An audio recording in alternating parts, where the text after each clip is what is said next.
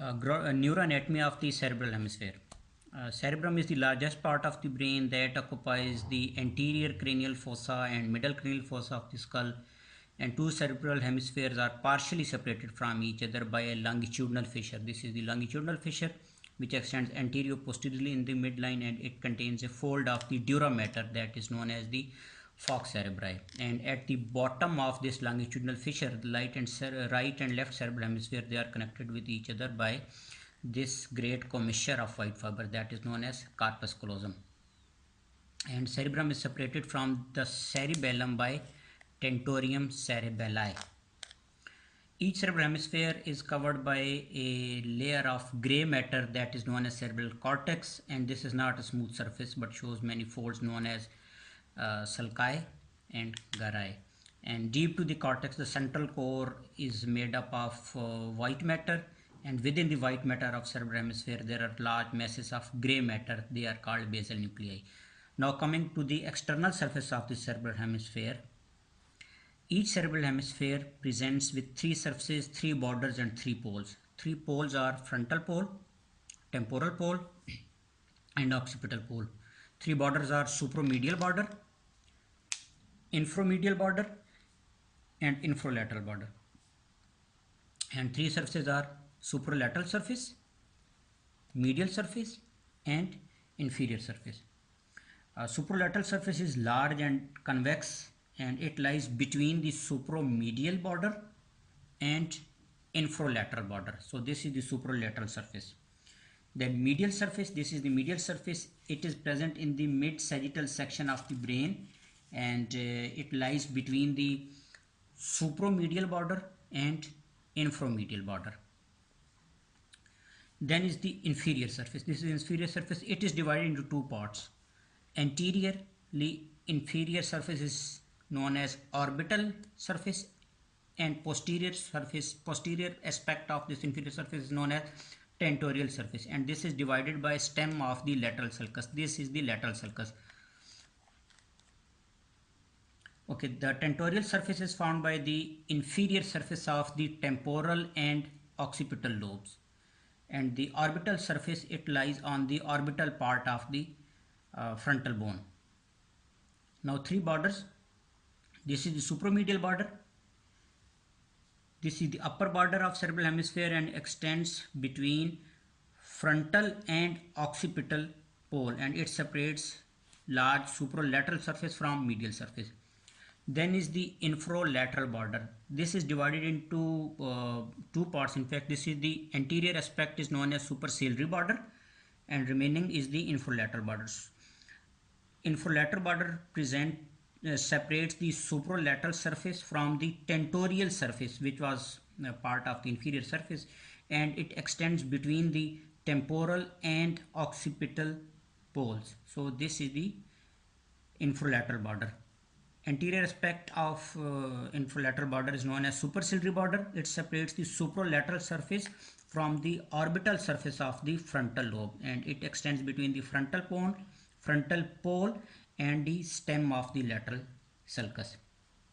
Then is the inframedial border. Inframedial border is divided into frontal part and occipital part. Frontal part is known as medial orbital part, and occipital part is known as medial occipital border. Frontal, medial, orbital, and this is the medial occipital borders. And medial orbital border, it separates the orbital surface which is present in which is part of the inferior surface from the medial surface, whereas occipital border, it separates tentorial surface from the medial surface. Now important sulci on the supralateral surface of the cerebral hemisphere. Cerebral hemisphere is divided into four lobes with the help of major sulci. These sulci are central sulcus, lateral sulcus, posterior rim, posterior ramus of the lateral sulcus, parieto-occipital sulcus and preoccipital notch. Coming to the central sulcus. Central sulcus begins just behind the midpoint of the supromedial border. This is almost the midpoint, so just behind the mid part of the supromedial border, it runs downward and forwards on the superolateral surface till it joins the posterior ramus of the lateral sulcus. This is the lateral sulcus, this is the posterior ramus of the lateral sulcus. So this is the central sulcus. Now posterior ramus of lateral sulcus, it begins near the terminal, near the temporal pole. This is the temporal pole. It starts from here and it is going backward and slightly upwards on the superolateral surface. Then on the medial surface there is parieto-occipital sulcus. This is present on the medial surface. Its terminal part crosses the supromedial border here, a few centimeters in front of the occipital pole. Then is the preoccipital notch, small ill-defined notch that is present about 5 centimeters in front of the occipital pole, and this is produced due to the petrous part of the temporal bone. Now 4 lobes of the cerebral hemisphere. With the help of these 4 landmarks, that is central sulcus, posterior ramus of lateral sulcus, preoccipital notch and parieto-occipital sulcus, we divide the cerebral hemisphere into 4 lobes. These are the frontal lobe, parietal lobe, temporal lobe and occipital lobe. To identify exact locations of these lobes, we need to draw 2 imaginary lines. First imaginary line is drawn on the superolateral surface between the parieto-occipital sulcus and perioccipital notch. So this is the first imaginary line between parieto-occipital sulcus and preoccipital notch. Then second imaginary line is drawn backwards from the posterior ramus of the lateral sulcus till it meets the first line. So this is the second imaginary line. It is meeting the first imaginary line. So various lobes now can be determined. Frontal lobe, it is bounded by the central sulcus behind. This is the frontal lobe, central sulcus behind and posterior ramus of the lateral sulcus below. So this is the frontal lobe. Parietal lobe lies behind the central sulcus and it is bounded posteriorly by the first imaginary line, which was between parieto-occipital sulcus and preoccipital notch, and below by the second imaginary line, which was from the posterior ramus of the lateral sulcus toward the first imaginary line. Then is the temporal lobe. It is situated below the posterior ramus of the lateral sulcus and secondary imaginary line. Posteriorly, this lobe is limited till the first imaginary line. And then this remaining part is known as occipital line. It lies behind the first imaginary line. And the insula is sometimes considered as the 5th lobe of the cerebral hemisphere that lies behind, hidden on the superolateral surface deep to this posterior ramus of the lateral sulcus, and it can be seen by retracting parts overlying.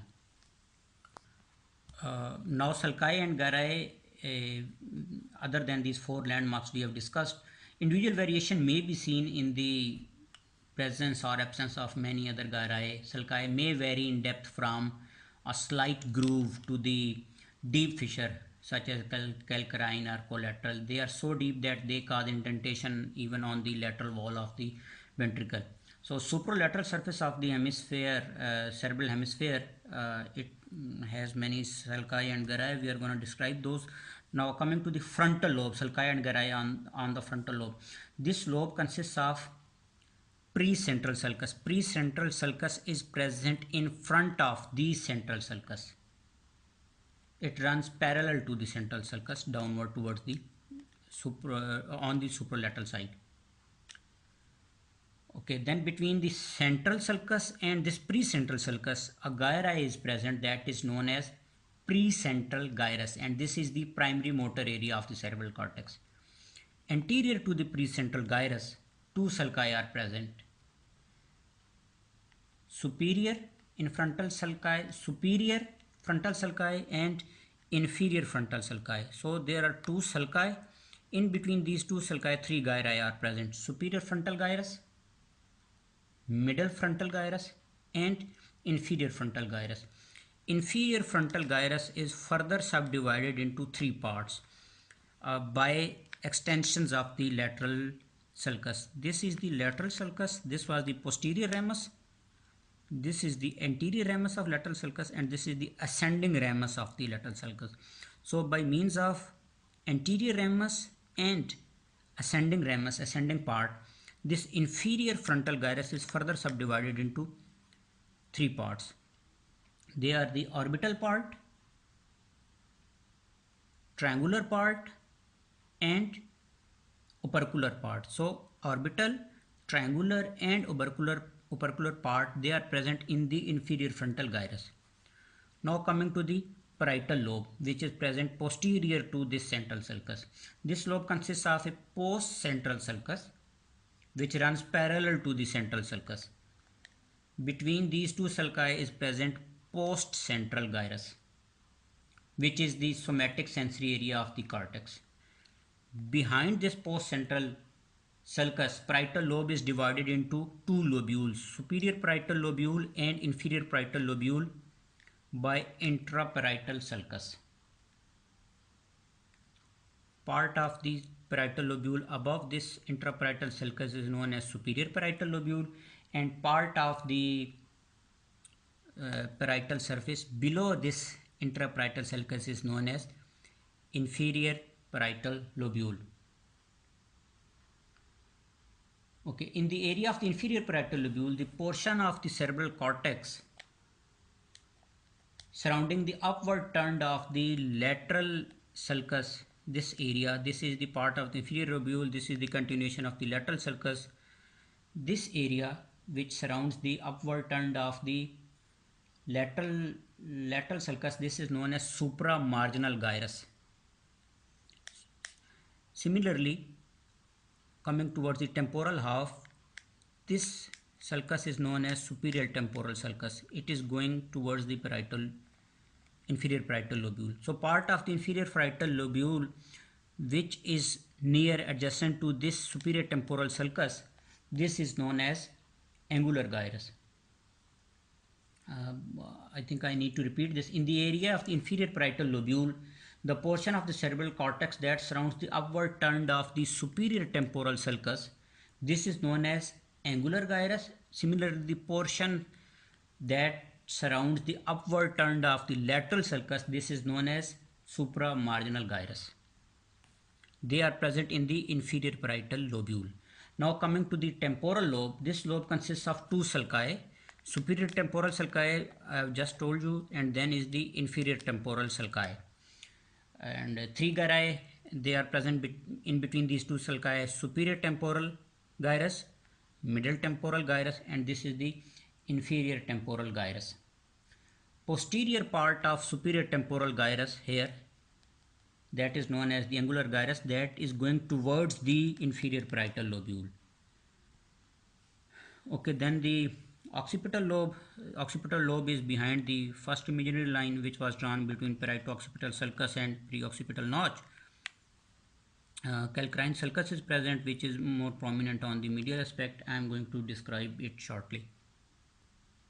Coming to the sulci and gyri present on the medial surface. Medial surface shows major sulci. They are known as callosal sulcus, then is the cingulate sulcus, parieto-occipital sulcus, this is the calcarine sulcus, and then this is the suprasplenial sulcus. Coming towards the callosal sulcus, it is present above the corpus callosum and it separates the singular gyrus from the corpus callosum. Then cingulate sulcus. Cingulate sulcus is situated above, almost about 1 centimeter above the corpus callosum. It begins below the anterior end of the corpus callosum, runs upward parallel to the curve of the corpus callosum. Then it reaches near the splenium and turns upward towards the supromedial border, just behind the central sulcus. This was the central sulcus. So just behind the central sulcus it reaches here. Near the middle of the corpus callosum, almost here, it gives paracentral sulcus. So paracentral sulcus is emerging out from this cingulate sulcus. This is the paracentral sulcus. Now the parieto-occipital sulcus, it begins on supromedial margin, about 5 cm in front of the frontal pole. It passes downwards and forwards, and it joins the calcarine sulcus. Okay, then is the suprasplenial. This is the suprasplenial sulcus. It is situated postero-superior to the splenium. This is the splenium. This is more in line with the cingulate sulcus. Cingulate sulcus has terminated here. So this is more in line with the cingulate sulcus. Now coming towards the major gyri present on this medial surface. Most important is the larger area occupied by the gyrus is the medial frontal gyrus. This is a long, curved and wide gyrus.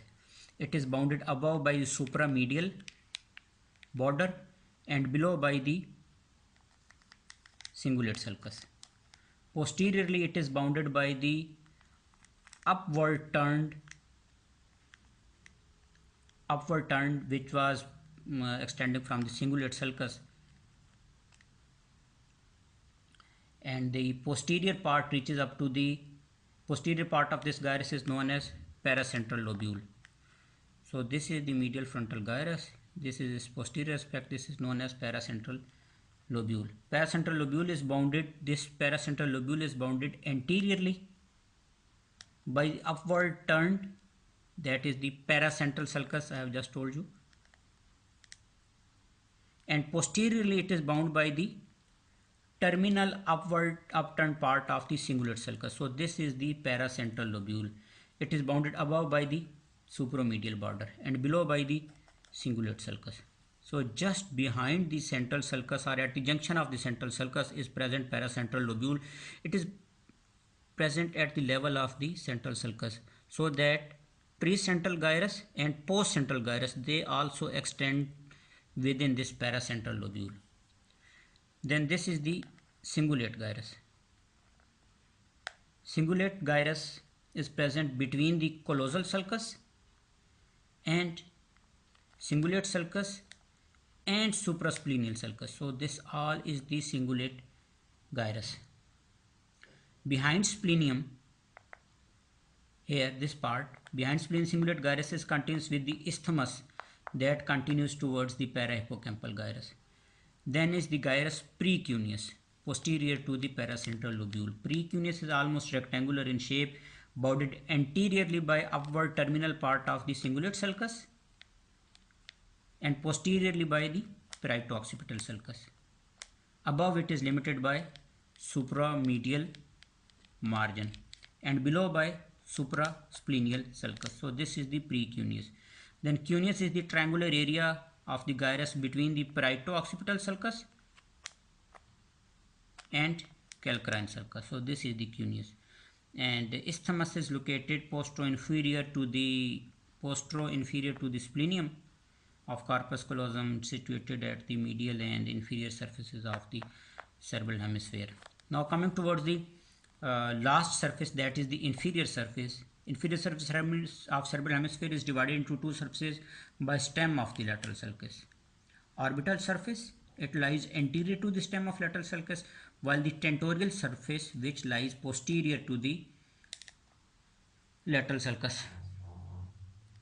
Orbital surface presents an olfactory sulcus. Here is the olfactory sulcus. It runs parallel to the medial orbital margin or border, and the sulcus is related to olfactory tract and olfactory bulb. Medial to olfactory sulcus toward the medial border is the gyrus rectus, and lateral to this the orbital surface shows H-shaped sulci. This is the H-shaped sulci. This is known as orbital sulci. The orbital sulci divide this frontal part of orbital surface into four gyri: anterior frontal gyrus, posterior frontal gyrus, medial frontal gyrus and lateral frontal gyrus. Now coming toward the tentorial surface, this presents anterior posteriorly running two major sulci. They are the one is the collateral sulcus, which is medially, and somewhat laterally is the another sulcus that is known as occipitotemporal. This is the occipital lobe, this is the temporal lobe, so occipitotemporal sulcus. The uncus is a hook-like gyrus that is present at the anterior end of the parahippocampal gyrus. This is the location of the uncus. Okay, parahippocampal gyrus is the most medial gyrus.